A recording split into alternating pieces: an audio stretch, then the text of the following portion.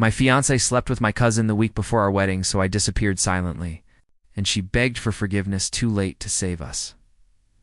I'm a 27-year-old guy. I thought I'd finally found the woman I'd marry.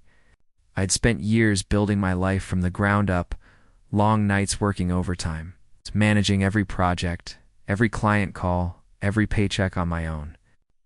I had a small but comfortable apartment, a car I loved, and a savings account that finally gave me a sense of security. For the first time, I felt like I wasn't just surviving. I was thriving. And then there was Emily. She had this effortless charm that lit up every room. She seemed genuinely interested in my life in a way no one ever had been. My parents adored her, my friends approved, and even my coworkers seemed a little envious of the way we fit together. Planning the wedding was thrilling. Picking rings together felt like we were carving our story into metal. Deciding on the guest list made me realize how many people we had touched with our lives. And every tiny detail, from the color of the napkins to the playlist for the reception, made my chest swell with excitement.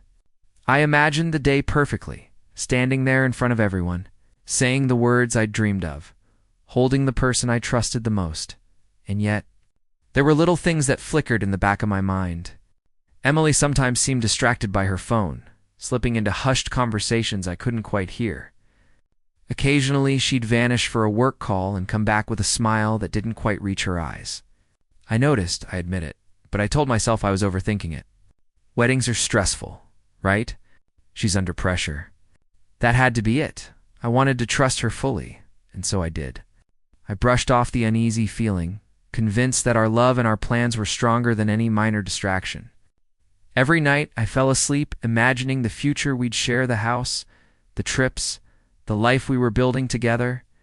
I thought I had it all figured out, that everything was perfect, and that nothing could shake the world we were creating. But sometimes, the smallest cracks in a perfect picture are the ones you notice too late, and I was about to see one I couldn't ignore. The week before the wedding was supposed to be a whirlwind of excitement, final touches, and last-minute celebrations, but instead, I started noticing the tiny cracks that had been easy to ignore before. I was juggling the final meetings with the florist, confirming the caterer, making sure the rehearsal dinner ran smoothly, and Emily seemed not completely absent, but there was a distracted edge to her smile. A slight irritation when I asked her about details she'd promised to handle. "I've got it, don't worry," she'd say, voice clipped a little too quickly. And then she'd check her phone, almost like she was counting down the seconds until she could disappear. I wanted to chalk it up to stress, like I always had, but a small knot of unease had started to grow in my stomach. Even Alex, my cousin, had started showing up at odd times. He'd always been part of the wedding planning in a casual way, helping with decorations and running errands, but now he was texting Emily constantly, offering to take care of things and checking in on her when I wasn't around. It wasn't alarming yet, not really, but something about it made me feel like I was missing pieces of a conversation I should have been part of one evening. As we went over the final seating chart, Emily's phone buzzed. She glanced at it and smiled faintly, murmuring something about confirming a delivery, and I caught a glimpse of a name I didn't recognize. I didn't think much of it at the moment. Again, I told myself it was nothing, but it lingered. A tiny shadow in the back of my mind. We went to a small rehearsal dinner with close family and friends. Everyone was laughing, exchanging stories, toasting to the future. I tried to push the gnawing feeling aside and focus on the joy of the evening.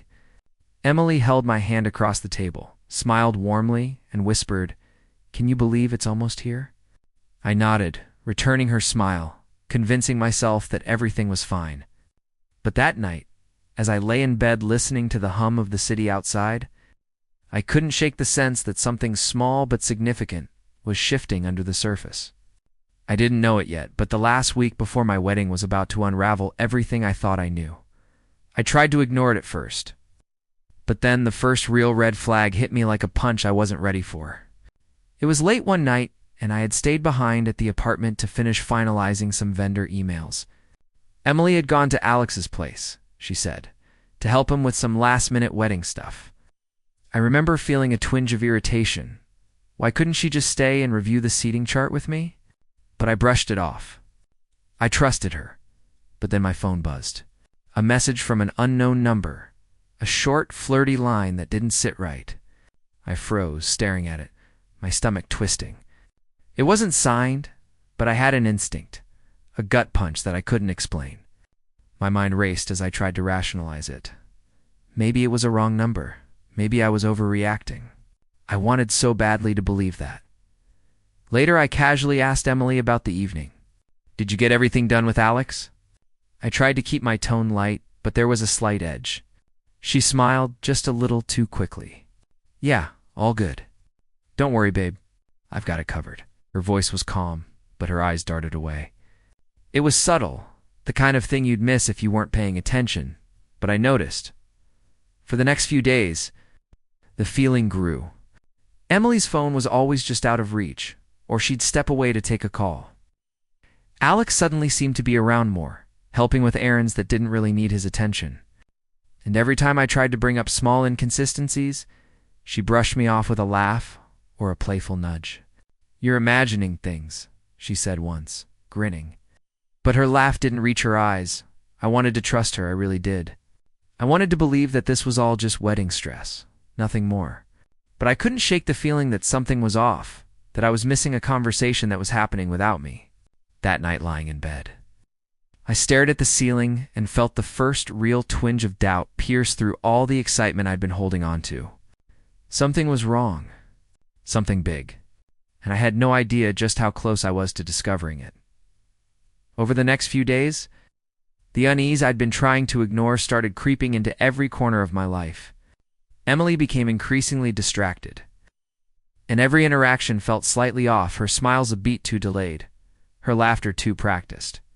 She was still charming, attentive when family was around, but in private, there was a subtle shift.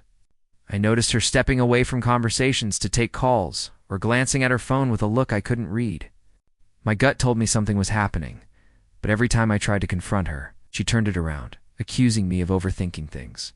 "You're imagining stuff," she said once, brushing my concern aside with a laugh that didn't quite reach her eyes. Then there was Alex. He had always been part of the wedding, in a casual way helping set up decorations, running errands, but now he seemed to be showing up at precisely the wrong times. He would check in on Emily, offering to handle tasks she didn't need help with, leaving me feeling like I was constantly on the outside of a conversation happening right in front of me. I tried to tell myself it was normal family help, but the frequency and timing felt deliberate. One evening, I found myself sitting alone in our apartment, watching Emily leave the room for a quick call. My stomach twisted when I noticed she'd left her phone behind. I debated for a moment, then picked it up just to check, just to see if there was something I was missing. A notification popped up. Alex's name and a brief, casual text that immediately set off alarms in my chest. It said something like, "Can't wait to see you tonight." I froze. My hands trembled as I stared at the screen, heart racing, mind spinning with disbelief. I wanted to confront her right then. Scream. Demand the truth. But I didn't. Instead, I slipped the phone back, my hands cold and clammy. I felt a mix of dread and helplessness. What was really happening? How deep did this go? That night, I lay awake staring at the ceiling, trying to make sense of everything, knowing deep down that the calm I'd been clinging to was about to shatter. It happened on a Thursday evening, just 6 days before the wedding. I was finishing up some last-minute details with the caterer when I heard Emily's phone buzz. She stepped into the bedroom to answer it, her voice low, just a murmur that I didn't catch. I stayed on the couch, pretending to scroll through emails, but a nagging instinct told me something was off.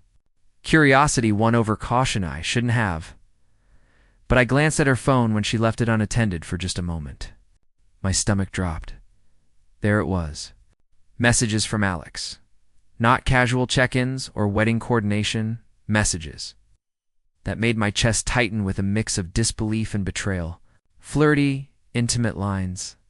Plans to meet when no one else was around, and most devastatingly, messages referencing nights we had already spent together, showing that my worst fears weren't just suspicions, they were reality. I felt dizzy, my heart hammering so loud I thought she'd hear it from the other room. I sat there for what felt like hours, reading and rereading the texts, trying to make some kind of sense of it. Every rational thought battled against the gut-wrenching truth staring me in the face. How could this happen? How could someone I trusted so completely betray me like this, especially now, with the wedding so close? I wanted to scream, to confront them both, but my voice felt stuck in my throat. Later, when Emily returned, I tried to act normal, but she noticed something in my eyes. "Hey, you okay?" she asked, a hint of nervousness creeping into her tone. I forced a small laugh, hiding the storm inside. Yeah, just tired from all the wedding stuff. But the words felt hollow even to me. That night, I couldn't sleep. Every sound in the apartment seemed amplified, the hum of the refrigerator, the distant sirens, the faint tapping of her phone against the bedside table. My mind raced through every moment, every conversation, every laugh we shared. How long had this been going on? What else had I missed? By morning, I knew one thing with absolute certainty. The life I thought I had, the future I had been dreaming of, had already been stolen from me. And I had no idea how I was going to face it or what I would do next. The next day, the truth hit me like a freight train. I confronted Emelina angrily, not yet, but with a voice tight with disbelief. "Emily, what is this?" I asked, holding up my phone without meeting her eyes. She froze, her usual composure faltering for the first time. It's not what you think," she stammered, but her eyes told me everything I needed to know. Alex had crossed every line, and she hadn't stopped him. I remember sitting down, my hands shaking, heart pounding in my chest. "How could you?" I whispered, more to myself than to her. The wedding was days away. The family, our friends, everything we had planned, and all of it had been tainted. I wanted to scream, to break something, but I couldn't. I felt paralyzed, trapped between rage and disbelief. Emily tried to explain, her voice trembling. "I made a mistake. One night, it meant nothing. Please, I can fix this." But every word fell flat. I could see the calculations behind her tears, the desperation to salvage what she could. But the betrayal was deeper than her excuses. And Alex, my cousin, someone I'd trusted like a brother, had been smiling behind my back while planning this. My chest ached with the weight of their duplicity. I didn't cry, not yet. I just felt cold, the room spinning around me as I realized the enormity of what had happened. All the excitement, all the joy I had been holding on to for months, evaporated in an instant. The air seemed heavier, the light harsher, the sounds of the city outside mocking in their normalcy. By the afternoon, Emily and Alex were pleading, trying to justify to reason, to bribe me with apologies and promises. I looked at them both and realized something that scared me even more than their betrayal. Silence would be my only weapon. Confrontation, arguments, begging it, would only feed their selfishness. So I made my decision, though I didn't yet fully understand its consequences. I would disappear. Not with a scene, not with a fight, but silently. And as I packed a small bag and slipped out the door that evening, leaving them to their guilt and frantic calls, I felt the first flicker of control in a situation that had stolen everything else from me. I disappeared quietly, without a word, and it felt both liberating and terrifying. I left my phone on the kitchen counter, packed a small bag, and drove out of town before sunrise. There was no dramatic goodbye, no confrontation, no closures, just the sound of tires on asphalt and the hollow echo of everything I was leaving behind. For the first time in years, I didn't have a plan. I didn't know where I was going. I just knew I couldn't stay in the same city where everyone believed my life was perfect. I spent the first few nights at a friend's place 2 towns over. He didn't ask many questions, and I didn't offer explanations. I couldn't yet form the words to describe what I'd lost. My phone was flooded with missed calls. Emily, my parents. Alex.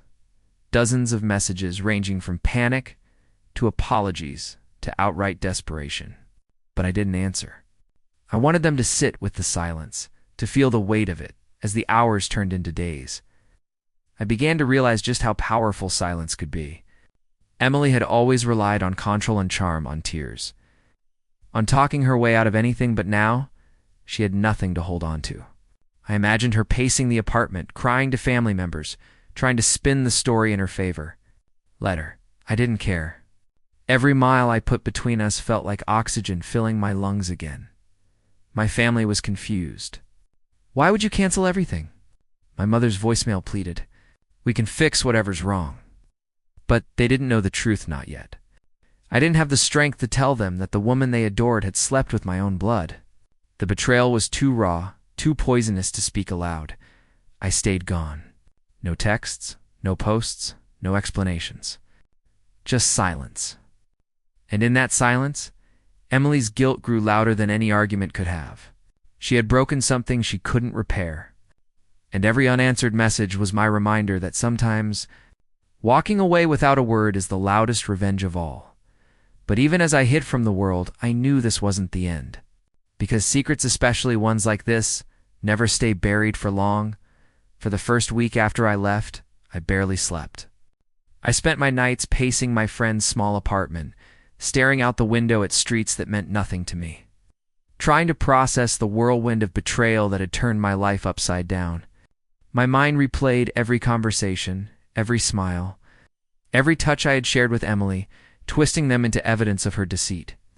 I felt hollow and angry in equal measure, like someone had carved out the center of me and left only fear and frustration behind. Emily's attempts to reach me were relentless.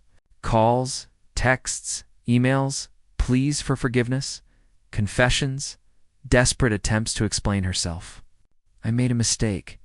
Please just talk to me, she wrote one night, hours after I'd ignored half a dozen messages. Another text came from Alex, equally pathetic in its pleading. I didn't mean to hurt you. She was confused. We can make this right. My hands would shake when I read them, my chest tightening as a mix of rage and grief surged through me. I didn't reply. I couldn't. Silence was the only power I had left. I clung to it like a lifeline. Even my family began to sense something was wrong. They called and messaged, vaguely accusing me of overreacting or being irrational, pressing for explanations. Every voicemail, every inquiry felt like a reminder of just how much I had lost, not just Emily and Alex, but the sense of normalcy I had taken for granted. I felt trapped in a world that was spinning without me, powerless to reclaim the version of my life I thought I knew. Yet, amid the isolation, I began to notice small shifts within myself. I returned to routines I'd neglected, immersed myself in work, and forced myself to eat and sleep at regular intervals. For the first time in years, I was entirely accountable only to myself. I started to remember who I was without Emily's manipulations, without Alex's betrayals, without everyone else's expectations. But the silence was also suffocating in its own way. Every unanswered message, every ignored call, became a mental weight pressing down on me. I knew that at some point I would have to confront the emotional wreckage they had caused, or risk letting it consume me entirely. And in that looming confrontation, I realized something terrifying. I had no idea how much the betrayal would hurt when it finally landed in front of my eyes. It hit me harder than I expected, the rock-bottom moment I hadn't seen coming. I was alone in a cheap motel room, city lights casting harsh shadows across the walls, when the weight of everything finally crushed me. For weeks, I had been running on adrenaline, on anger, on the faint thrill of having taken control by disappearing. But now, with silence stretching endlessly around me, the loneliness and heartbreak I'd been suppressing exploded. I felt empty, betrayed in a way that left a raw ache behind my ribs. A hollow echo of the future I thought I'd have. Emily's messages had escalated in desperation. Each one was a dagger coated in guilt and pleading. I was wrong. I love you. Please don't do this to us, she texted at 2 a.m., followed by another hours later. I can't believe you'd leave like this. We can fix it. I swear we can fix everything. Fact. My chest tightened with each notification. I wanted to throw my phone across the room, to silence the digital echoes of her betrayal, but I also wanted to read every word. As if dissecting her guilt would somehow help me understand what had happened. The calls from family didn't help. Why won't you answer? "This isn't like you," my mother pleaded on voicemail. "We can make her understand. You can forgive her." I listened and felt the isolation deepen. The betrayal wasn't just between Emily and Emily, had infected everyone I cared about, turning what should have been allies into silent observers of my pain. I sat on the edge of the bed, staring at the floor, feeling the raw humiliation of being the person who had been deceived so completely. My mind replayed every laugh, every intimate conversation, every plan we had made together, now tainted with lies. Tears blurred my vision, unbidden and unstoppable. And I realized something. I didn't just lose Emily. I lost the version of myself who could trust, who could believe in love without suspicion. And yet, in that raw, hollow space, a flicker of clarity emerged. I couldn't let their betrayal define me. I couldn't let them control the narrative of my life. If I wanted to survive this, I would have to find a way to reclaim not just my dignity, but my future. But first I had to confront the storm inside me and hope it didn't destroy me completely. Slowly, almost imperceptibly at first, I began to rebuild myself. I returned to routines I had neglected for months: work, exercise, even small pleasures like cooking my own meals or listening to music without interruption. Each small task became a reclaiming of autonomy, a reminder that my life did not have to be defined by Emily's lies or Alex's betrayal. I started to recognize the strength that had been buried beneath.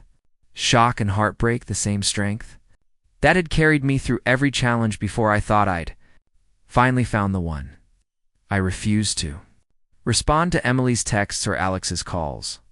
Their words, once a source of torment, began to lose power over me. "I was wrong. Please forgive me," one text read, desperation practically dripping off the screen. Another, "I can't believe you'd leave me like this. Don't do this to us." I could almost hear the quiver in her voice through the words. But the rage and grief that had once consumed me were now tempered by a quiet clarity. I was no longer a prisoner of their manipulations, even when family members tried to intervene, pressing me to reconcile. To at least talk, I stood firm. "I need time," I said simply, and let the silence carry more weight than any argument could. It was subtle, but it was powerful. The absence of my presence, the refusal to engage, forced Emily and Alex to confront the consequences of their actions without me having to say a single word. Gradually, I noticed changes in myself I hadn't expected. I slept better, laughed more freely, and even began to imagine a future that didn't include the pain they had caused. Each small victory, each regained sense of control, was a reminder that empowerment doesn't always come from confrontation. It can come from absence, from the choice to walk away and let the betrayal speak for itself. And yet, there was still a quiet tension beneath the surface. I knew Emily and Alex were watching, desperate, maybe even scheming to repair what they had broken. But I had learned something invaluable. I no longer needed them, and their attempts to claw back into my life were irrelevant. I was finally the one in control, in that realization, that quiet empowerment felt like the first real breath I had taken in weeks. The first time I saw them after all of this, I didn't say a word. It was at a mutual friends gathering a few weeks later. My absence had already become a topic of whispered speculation.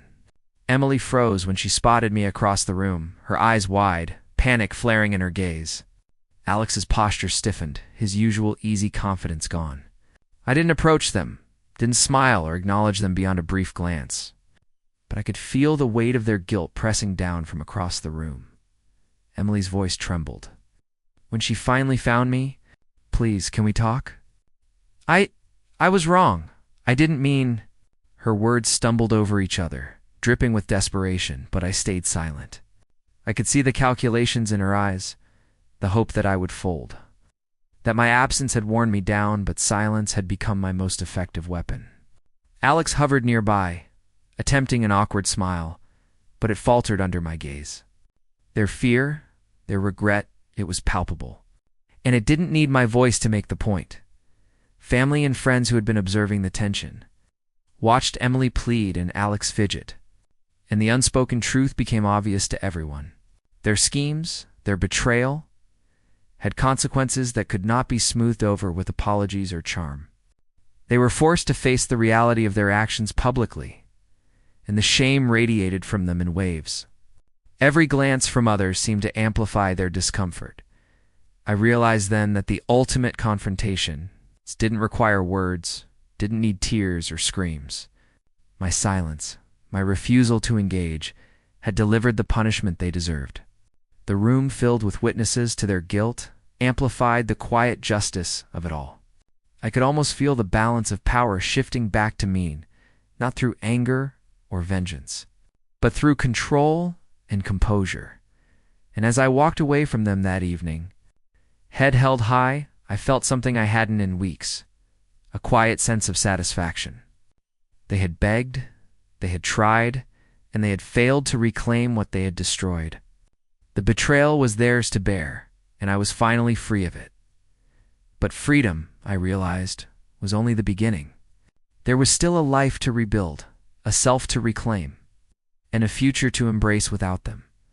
Months passed, and with every day, the weight of what had happened began to lift. I rebuilt routines, invested in myself, and rediscovered joys I hadn't allowed myself to feel in years.